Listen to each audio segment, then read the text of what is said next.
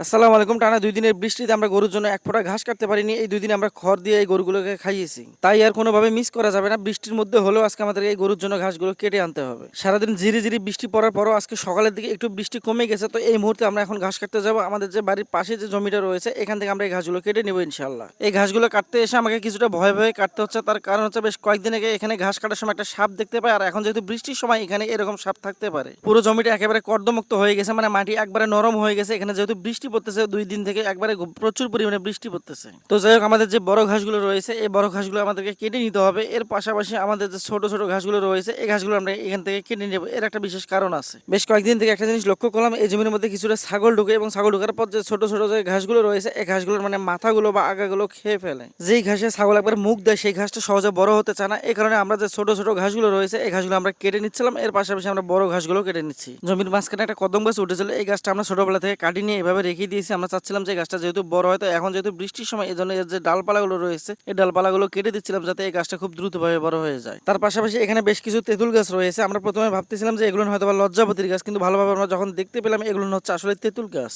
তো আলহামদুলিল্লাহ আমাদের ঘাস কাটা প্রায় শেষ হয়ে গেছে। এখন আমাদের যে কাজটা করতে হবে, আমরা মানে যে জায়গাটা দিয়ে আমরা প্রবেশ করি এই জায়গাটার মধ্যে কিছুটা ঘাসের গাছ রয়েছে। এই গাছগুলো আমাদের কেটে ফেলতে হবে। কেটে ফেলার পর আমাদের এই রাস্তাটা পরিষ্কার করতে হবে। এখন আমরা এই ঘাসগুলো আমাদের ভ্যানের মধ্যে নিয়ে যাবো, যে ভ্যানটা আমরা নিয়ে এসেছি ঘাসগুলো নেওয়ার জন্য। তো এই ঘাসগুলো নেওয়ার পর আমরা আমাদের মেশিন দিয়ে ঘাসগুলো কেটে নিব ইনশাআল্লাহ। এখানে একটা বিষয় বলে রাখি, যে গরুগুলোকে সবসময় ঘাস দেওয়া হয় এই গরুগুলোকে যদি ২-১ দিন ঘাস না দেওয়া হয় তাহলে তারা অন্য খাবার খেতে চায় না। যেহেতু গত ২-৩ দিনে আমরা এখান থেকে ঘাস কাটতে পারিনি বৃষ্টির কারণে, এই কারণে গত ২ দিন থেকে আমরা যে খড়গুলো দিচ্ছিলাম এই খড়গুলো ঠিকভাবে খাচ্ছে না। এই কারণে আজকে বাধ্য হয়ে আমাদেরকে ঘাস কাটতে হলো। আমাদের ঘাস কাটা একেবারে শেষ। আমরা ভ্যানের মধ্যে তুলে নিচ্ছিলাম, কিন্তু আমরা অল্প পরিসরে ঘাসগুলো কাটি। এর কারণ হচ্ছে এই ঘাসের জমি একেবারে আমাদের বাড়ির পাশেই। যদি দূরে হতো তাহলে আমাদের বেশি করে ঘাসগুলো কাটতে হতো। যেহেতু এই জমিটা একেবারে আমাদের বাড়ির পাশে এই কারণে আমরা অল্প অল্প করে নিচ্ছিলাম এবং অল্প অল্প করে আমরা কাটিয়ে এই গরুকে দিচ্ছি। আর এটা হচ্ছে আমাদের মাছের জমি, দেখতে পাচ্ছেন মাছের জমি একেবারে পানিতে পরিপূর্ণ, মানে আমাদের এই পানি একেবারে পাড়ের মধ্যে চলে এসেছে। আর ২-১ দিনের মধ্যে হয়তো বা বৃষ্টি যদি হয় তাহলে আমাদের এই মাছের জমিটা ভেসে যাবে। তো যাই হোক, ঘাসগুলো আমরা বাড়ির মধ্যে নিয়ে এসেছি। এখন যে মুরগির বাচ্চাগুলো দেখতে পাচ্ছেন এই বাচ্চাগুলো আমরা আমাদের ইনকিউবেটর মেশিন থেকে ফুটাই। এই এতদিন আমরা এই মুরগির বাচ্চাগুলো আমাদের ঘরের মধ্যে আবদ্ধ করে রাখি, আজকে আমরা ছেড়ে দিয়েছি। ঘরের মধ্যে আবদ্ধ করে রাখলে এই বাচ্চাগুলো সহজে বড় হতে চায় না। এই কারণে একে